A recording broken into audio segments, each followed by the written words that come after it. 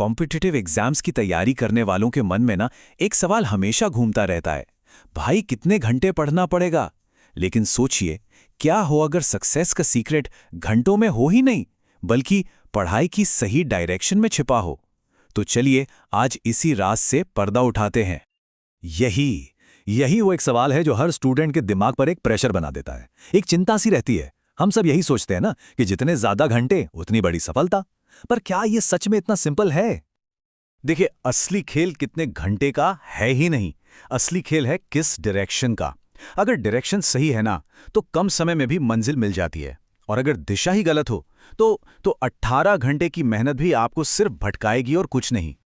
इस पॉइंट को और अच्छे से समझने के लिए आइए दो स्टूडेंट्स की कहानी देखते हैं।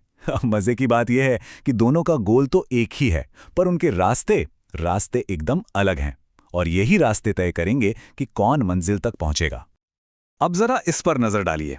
एक तरफ है 12 से 18 घंटे की जबरदस्त पढ़ाई और रिजल्ट 0, और दूसरी तरफ बस 5 से 6 घंटे की पढ़ाई और रिजल्ट है सिलेक्शन।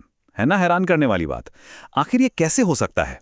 मतलब कम मेहनत में इतना अच्छा परिणाम कैसे? तो चलिए सबसे पहले उस रास्ते को डाइसेक्ट करते हैं जो फेलियर की तरफ ले जाता है। आखिर वो कौन सी गलतियां हैं जो 12-12 घंटे की मेहनत पर भी पानी फेर देती हैं? अक्सर होता क्या है, नोट्स बिखरे पड़े हैं, कभी इस किताब से पढ़ रहे हैं तो कभी उस किताब से।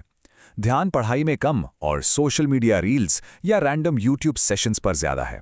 और सबसे बड़ी गलती, PYQs यानी पिछले सालों के क्वेश्चन पेपर्स को एनालाइज ही नहीं करना। जब यही नहीं बता के एग्जाम में पूछा क्या जाता है, तो ये कैसे पता चलेगा कि क्या पढ़ना है और क्या छोड़ना है? और इसका नतीजा सिर्फ और सिर्फ डायरेक्शनलेस हार्ड वर्क। ठीक है, तो अब इस भटके हुए रास्ते को छोड़ते हैं और बात करते हैं सक्सेस के ब्लूप्रिंट की। वो 5 घंटे वाली फोकस्ड स्टडी का तरीका जो कम टाइम में भी कमाल के रिजल्ट्स देता है। चलिए देखते हैं ये काम कैसे करता है। तो सक्सेस की पूरी स्ट्रैटेजी इन 5 पिलर्स पर टिकी है। पहला, हर हफ्ते रिवीजन करना।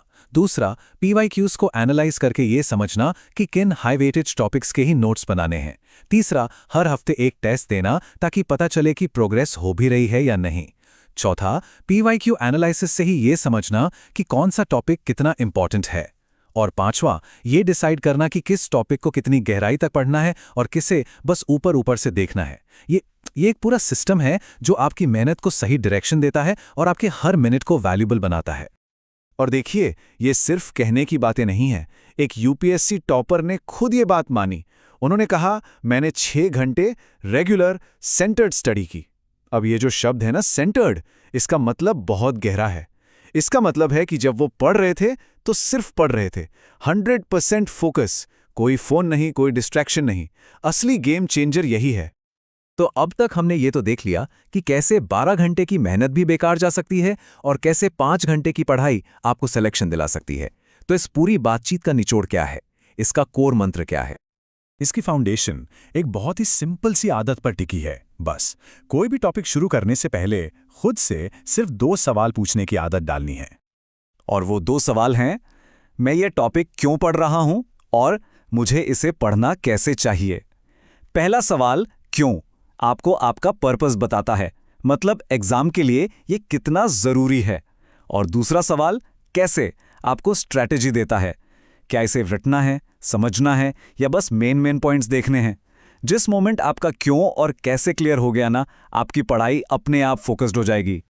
तो आखिर में बस खुद से एक सवाल पूछिए, क्या आपकी पढ़ाई सिर्फ घंटे गिनने पर फोकस कर रही है या उससे क्यों और कैसे से डायरेक्शन मिल रहा है?